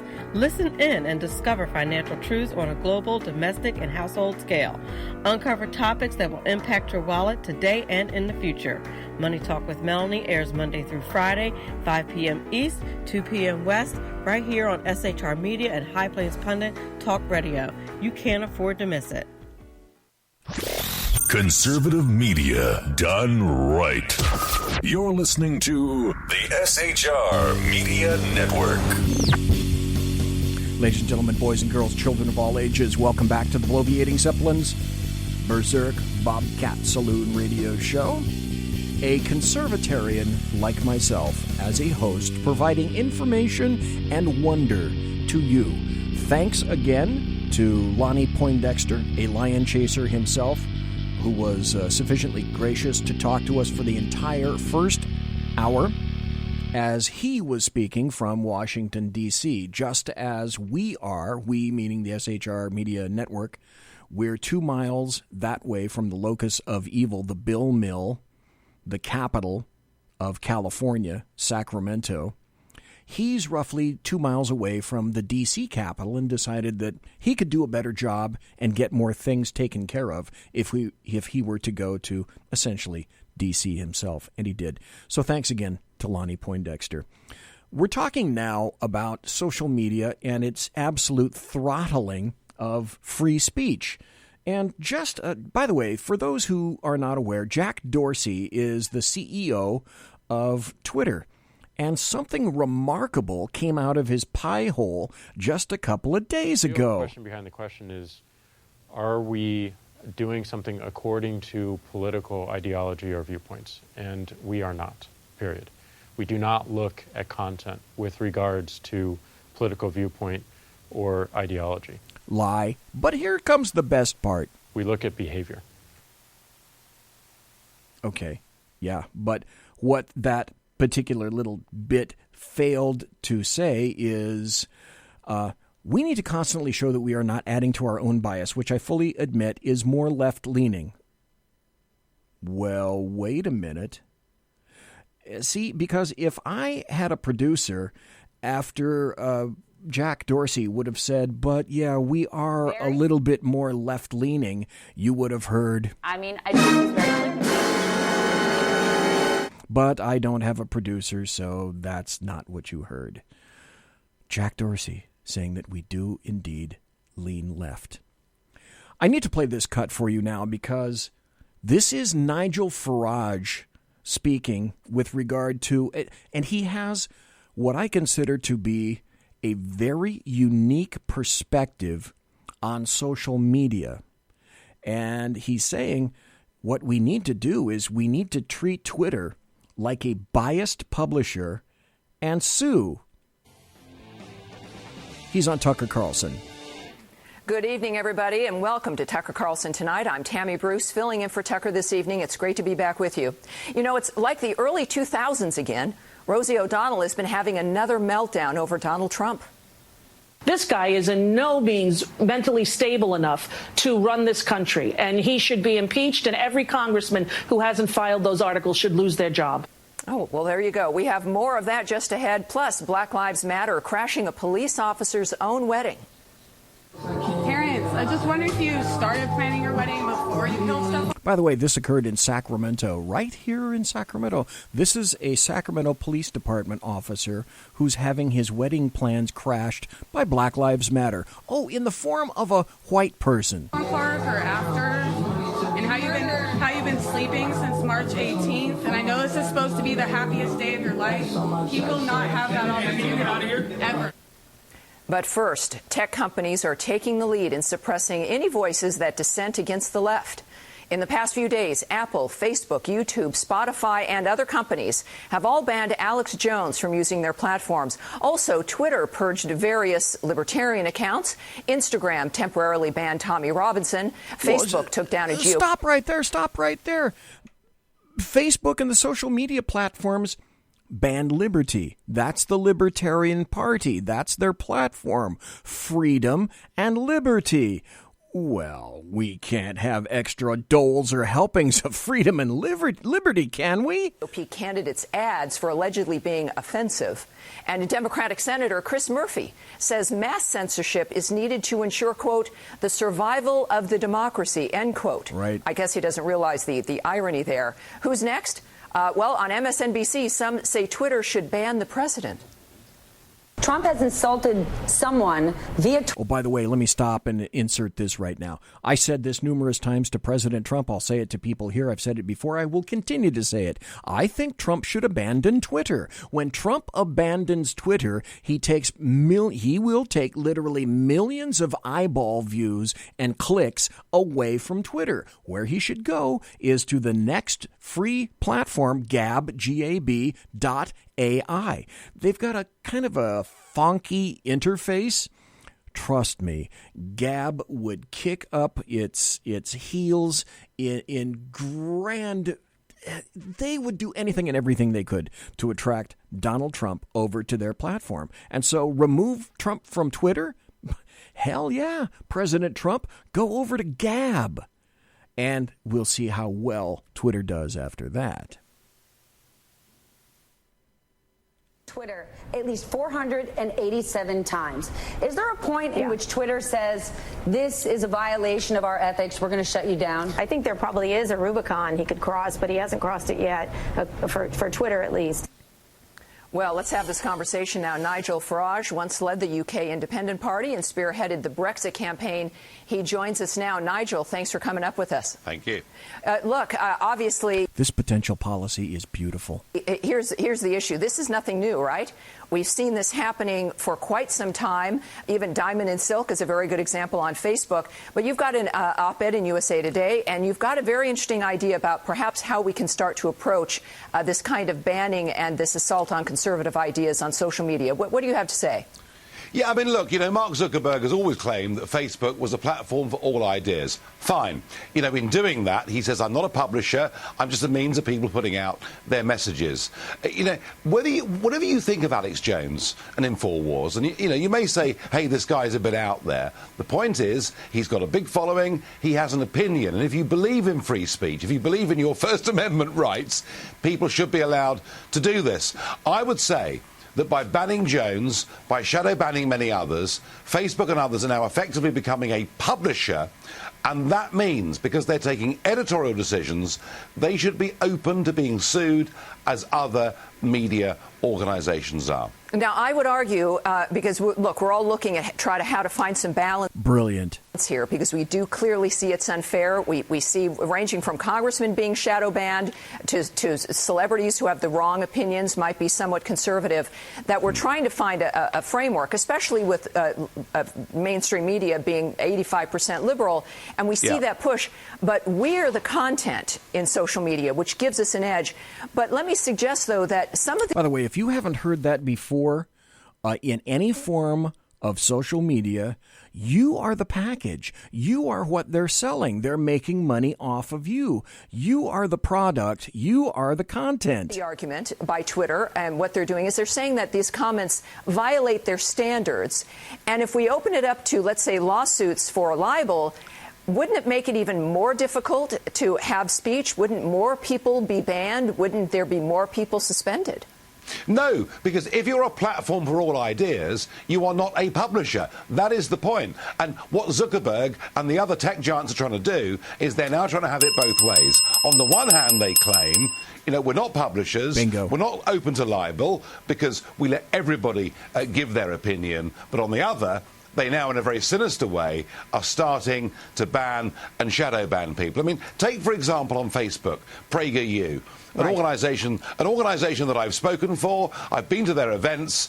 These are not. They do great work. They do amazing work. Yeah. I mean, their videos have been seen by. By the way, Prager University on YouTube is one of the most level-headed, intellectual series of videos on topics ranging from men and women and history than any series of videos I can possibly conjure. They're absolutely excellent. Tens of millions of people. They now, on Facebook, have 88 of their videos that are now very much put to the back of the list. They're very hard to access, including ones on Christianity, for goodness sake. Yeah. So we've gone way beyond the bounds. What is needed now is a Bill of Rights for people using the internet. Let's give people access, let's give people rights, and if we can't get that, let's make sure we now redefine Facebook, YouTube and Twitter as publishers who are liable, as are Fox News or the Wall Street Journal or anybody else, to the content they put out. Yeah, look, again, we've got to find a way to push back. And one of the strengths we have here is that we are the content, right? And there's a sense also that we're willing to put up with anything because our lives now, Nigel, are so intertwined, right? With Twitter, with Facebook, social media in general. Yeah. It is the new modern way to communicate. And my concern, of course, is that we don't want them to go away, and yet, ironically, they're private public companies. They're not a government. They can do as they please. But I think the power is, as an example, this conversation, our being able to have a point of view and make sure everybody knows exactly what's going on, because since we are the content, we can at least push back and make a difference there. Nigel, thank you. And that's the point. That's the entire point. If they were actually equitable, if they treated everyone equally, except for people making stupid things like death threats, threatening to kill, advocating the killing or exterminating of people. Bring on the thoughts, baby. Bring on the thoughts. But they're not going to. They're absolutely not going to. Here's something that every once in a while, Bill Maher, he resembles a stopped clock. And I was surprised when he said this. But in retrospect, I have to admire him for having the balls to say what he did on a show that gets tons of leftist viewings. Not my friend, and who tells crazy lies about me, he's talking about Alex Jones. Thrown off Twitter, I think, and Facebook and a few other platforms. I think he's going to... Thank God! Yeah, and there we go. Thank God! And the audience erupts in applause. Well, just wait. If you're a liberal, you're supposed to be for free speech. That's free speech for the speech you hate. That's what free speech means. We're losing the thread of the concepts that are important to this country. If you care about the real American shit, or you don't. And if you do, it goes for every side. I don't like Alex Jones, but Alex Jones gets to speak. Everybody gets to speak. Sure, but he doesn't necessarily get to speak on Facebook or Twitter. No, I get. Now, here's why they're revising their applause, because they didn't think that Bill Maher was going to go this direction. And now he did. And they're applauding because, well, wait a minute, if Bill Maher is actually saying this, then we need to applaud, right? If a guy goes out, and this is not opinion, if he engages in vile slander and fabrication about children who were murdered at Sandy Hook, and he harasses the parents of children who were murdered at Sandy Hook, that's not, you know what? Number one, he didn't harass them. Number two, that's an opinion. He's a loon frequently, and he's also a stopped clock. Wait, am I saying that he's the counterpart to Bill Maher? Facebook, Twitter, none of them have an obligation to provide him a platform. I understand that. Yeah. But and even more importantly, this is not the internet of 1996 where you put up a website and, he's using like the public pipes. Like these companies, Facebook, YouTube, Twitter, these are the majority of time Americans spent on the internet, right? We're talking for the internet, this is ABC, CBS, NBC, right? And they're making money off of him. They're running ads against him. So, I agree with you about free speech, and that's of concern to me as well. I also don't think those companies should be profiting off of what he's saying. And so But that's how those platforms work. That's how they work. Let me hit you with another article that I'm sure that you didn't hear. And this comes from Reason Magazine, Reason.com, where it's a libertarian-leaning kind of organization. Their motto is free minds and free markets. And the headline is this. I'm going to give you the information. You're going to have to decide if it's correct. I know what I think. And now I'm going to tell you the story. You make your decision. The headline is, Senate Democrats are circulating plans for government takeover of the Internet. Reason Roundup. Plus testing telemedicine, abortion, and 30 printed guns, or 3D printed guns. And the article starts like this. All your base are belong to us. A leaked memo circulating among Senate Democrats contains a host of authoritarian proposals for regulating digital platforms, purportedly as a way to get tough on Russian bots and fake news, to save American trust in, quote, our institutions, democracy, free press, and markets, unquote. It suggests we need unprecedented and undemocratic government intervention into online press and markets, including, quote, comprehensive GDPR-like data protection legislation, unquote, of the sort enacted in the EU or the European Union. Titled Potential Policy Proposals for Regulation of Social Media and Technology Firms, the draft policy paper penned by Senator Mark Warner and leaked by an unknown source to Axios. The paper starts out by noting that Russians have long spread disinformation, including, quote, when the Soviets tried to spread fake news denigrating Martin Luther King. Here he fails to mention that the Americans in charge at the time did the same, but now it's different. Because technology, quote, today's tools seem almost built for Russian disinformation techniques, Warner opines, and the ones to come, he assures us, will be even worse. Here is how Warner is suggesting we deal. Number one, mandatory location verification. The paper suggests forcing social media platforms to authenticate and disclose the geographic origin of all user accounts or posts. So, you say something against Antifa, did you? By the way, you can go to BZ's address at 1234 South 39th Street. He's usually home during the day because he has a radio show at night. By the way, did I give you his address? And if I can think of it, I'll throw you his phone number too. That'll work well. Number two, mandatory identity verification. The paper suggests forcing social media and tech platforms to authenticate user identities and only allow, quote, authentic accounts. Quote, inauthentic accounts not only pose threats to our democratic process, but undermine the integrity of digital markets, unquote. With failure to appropriately address inauthentic account activity punishable as a violation of both SEC disclosure rules and or Section 5 of the Federal Trade Commission Act. Anonymity? Fuck it. And who does that benefit? Oh, that's right. BZ lives at 123.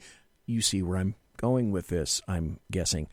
Number three, bot labeling. Warner's paper suggests forcing companies to somehow label bots or be penalized. No word from Warner on how this is even remotely feasible.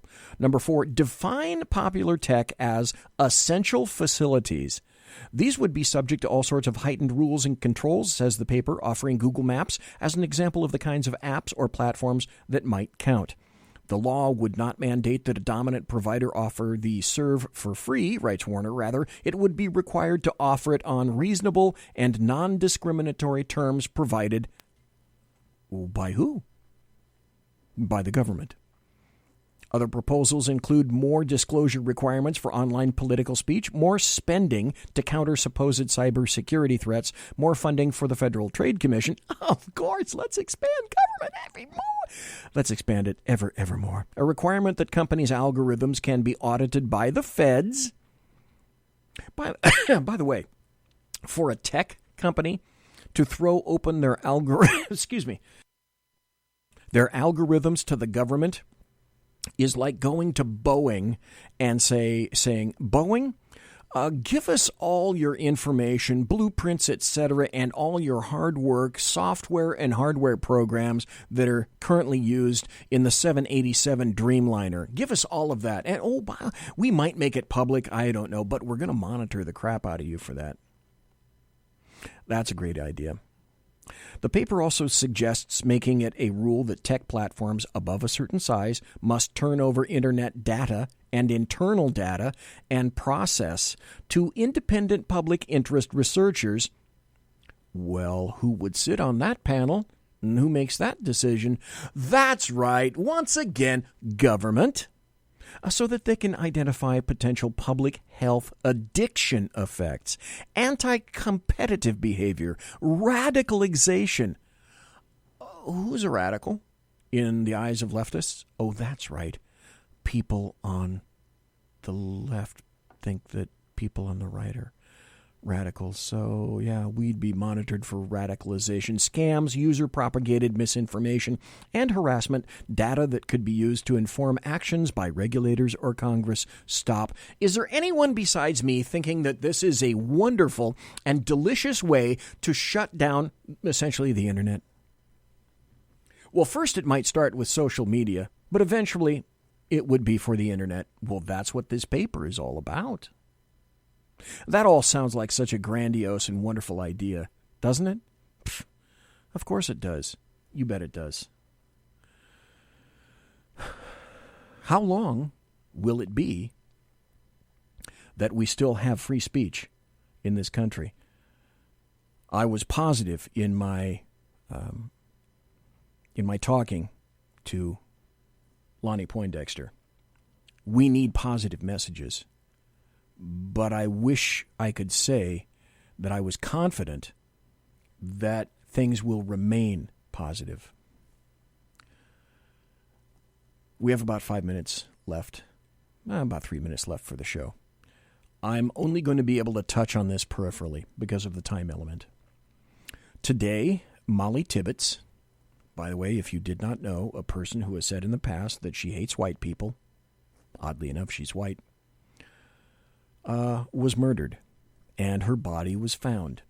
And it appears that the murder suspect has been ID'd as Christian Rivera, 24 years of age, who is an illegal alien. How long are we going to let illegals kill our sons and daughters? In the United States, illegally, has been charged with the murder of Molly Tibbetts. Matt Finn has the latest. Matt.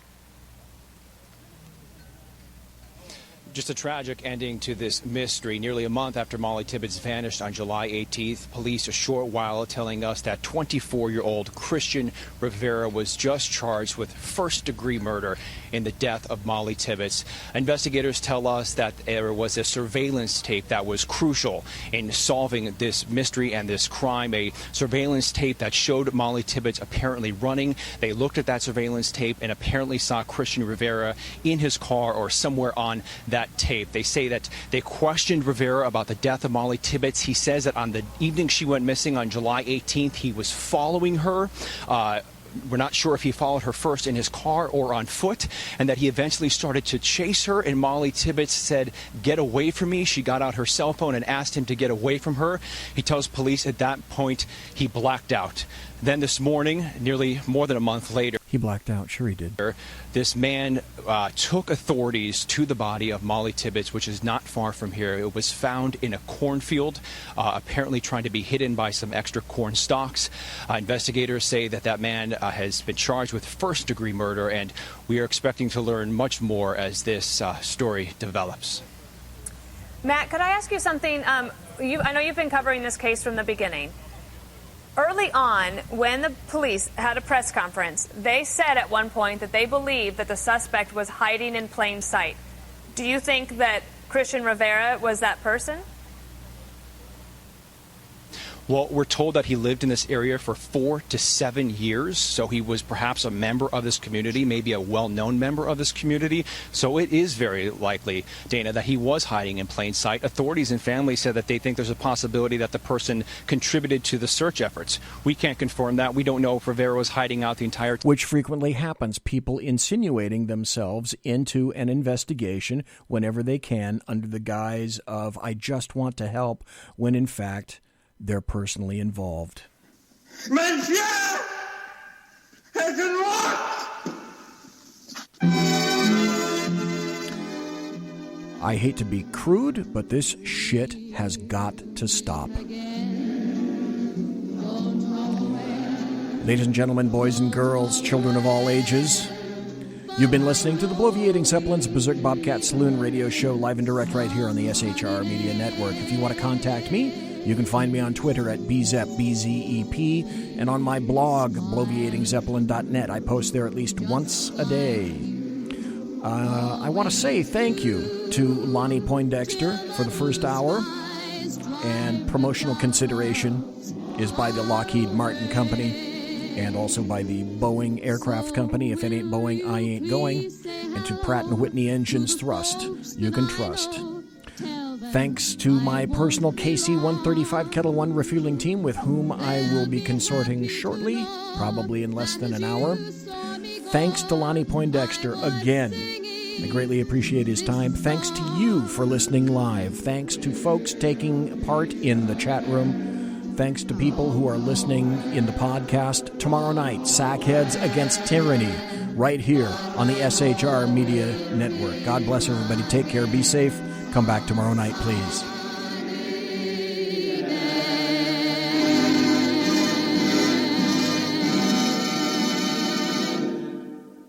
Everybody quiet down now and get some sleep. Good night, everybody. Good night, Mama. Good night, Ben. Good night, everyone. Good night, Mama. Good night, Daddy. Good night, children. Good night, Daddy. Good night, Elizabeth. Good night, John Boy. Good night, Jim Bob. Good night, Jim Bob. Good night, Jim Bob. What's going on? I was asleep. What's everybody doing? Good night. Good night, Jim Bob.